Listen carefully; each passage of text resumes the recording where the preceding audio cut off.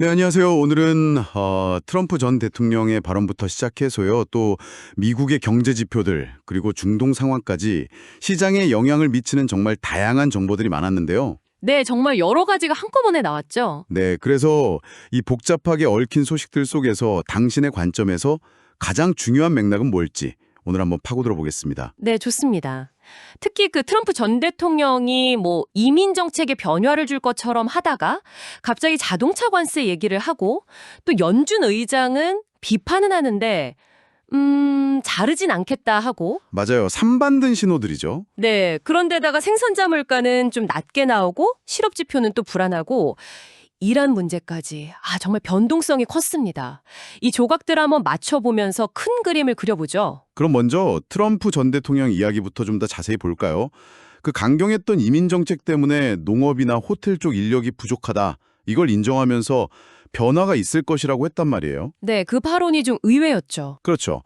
근데 동시에 또 자동차 관세는 오히려 높여야 미국 안에 공장을 짓지 않겠냐. 뭐 이런 주장을 했어요.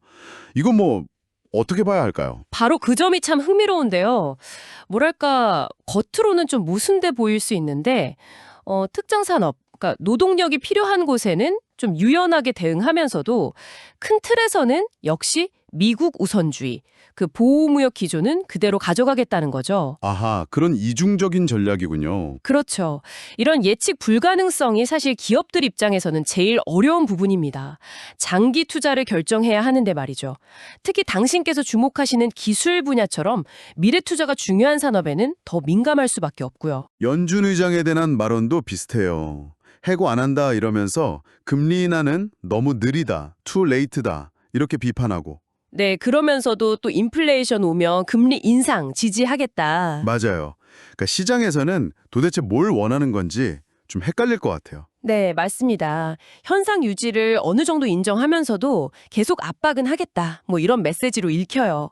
자, 이런 정책 불확실성이 큰 와중에 경제 지표는 또 다른 이야기를 하고 있었어요. 지난달 생산자 물가 지수 PPI 상승률이 예상보다 낮게 나왔습니다. 0.1% 상승에 그쳤죠. 네, 그건 좀 긍정적인 소식이네요. 인플레이션 압력이 생각보다 약하다는 신호일 수 있으니까요. 그 PC 물가에 반영되는 항목들도 약했다면서요? 그렇습니다. 연준이 중요하게 보는 지표들이죠. 인플레이션 쪽에서는 확실히 좀 안심할 만한 데이터가 나온 거예요. 그런데 동시에 나온 주간 실업 지표는 분위기가 좀 달랐습니다. 아, 실업 지표는 안 좋았나요? 네, 2주 이상 실업수당을 계속 받는 사람 수가 2021년 11월 이후로 가장 많았고요. 신규 실업수당 청구 건수도 8개월 만에 최고 수준을 유지했어요. 와, 그럼 노동시장에 생각보다 빨리 식고 있다는 건가요? 네, 그럴 가능성을 보여주는 강력한 신호죠. 인플레이션은 잡히는 듯한데 고용은 예상보다 빠르게 나빠질 수 있다. 연준 입장에서는 정말 어려운 상황입니다. 네, 정말 줄타기를 해야 하는 상황이네요. 근데 이런 미국 내 변수 말고도 중동 쪽 상황도 좀 시끄러웠죠. 네, 공교롭게도 IAEA가 이란의 핵확산 방지 의무 위반을 공식화했고요. 여기에 트럼프 전 대통령이 또 이스라엘의 이란을 공격할 수도 있다. 이런 발언을 했어요. 아, 정말요? 그럼 유가 걱정도 커졌겠네요. 실제로 JP모건에서는 만약에 호르무즈 해협이 봉쇄되면 유가가 배럴당 120달러, 130달러까지 갈 수도 있다. 이런 경고를 내놨습니다. 물론 가능성은 낮게 봤지만요. 그래도 이런 지정학적 불안감은 무시 못하죠. 정말 여러 요인이 복잡하게 얽혀 돌아가네요. 그래서 금융시장은 이 모든 걸 어떻게 받아들였나요? 결과가 궁금한데요. 의외로 혹은 예상대로라고 해야 할까요? S&P 500 지수는 사상 최고치에 거의 근접하면서 반등했습니다. 아, 그래요? 왜죠? 아무래도 PPI랑 실업 지표를 보고 이러면 연준이 9월에는 금리를 내릴 수밖에 없겠다. 이런 기대감이 확 커진 거죠.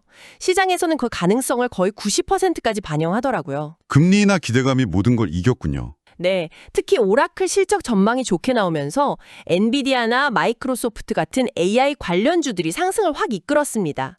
당신의 관심 분야와도 딱 맞는 움직임이죠. 반면에 보잉은 또 안 좋은 소식이 있었고요. 그렇군요. 그럼 채권 시장은요? 금리나 기대가 커졌으면 수익률은 좀 떨어졌겠네요? 정확합니다. 국채 수익률은 다 같이 하락했고요. 특히 경기 전망에 민감한 장기물 수익률이 더 많이 떨어졌습니다. 달러 가치는 주요 통화 대비해서 꽤 내렸고 반대로 유로화는 강세를 보였어요. 안전자산인 금 가격은 다시 좀 올랐고요. 자, 그럼 정리를 좀 해볼까요? 인플레이션은 좀 둔화되는 것 같고 노동시장은 식을 조짐을 보이고 그래서 연준의 금리 인하 기대가 커지면서 증시에는 좋게 작용했다. 네, 일단 표면적으로는 그렇죠. 하지만 트럼프 관련 정책 불확실성이나 중동 리스크 같은 불안 요인도 여전히 살아있는 상황, 이렇게 요약할 수 있겠네요. 네, 맞습니다. 경제 지표, 정책 방향, 그리고 지정학적 변수, 이 세 가지가 정말 서로 다른 방향을 가리키면서 복잡하게 얽혀 돌아가는 형국입니다. 여기서 우리가 한 걸음 더 나아가서 생각해 볼 지점은 바로 이겁니다. 네, 어떤 거죠? 이렇게 상반된 신호들이 계속 나오고 있는데 결국 시장 참여자들의 심리, 이 심리가 어느 쪽으로 더 무게를 두느냐가 앞으로 자산 가격을 결정하는 중요한 열쇠가 될 거라는 거죠. 당신이라면 이 많은 정보들 속에서 지금 어떤 판단을 내리시겠습니까? 한번 차분히 생각해 보시면 좋을 것 같습니다.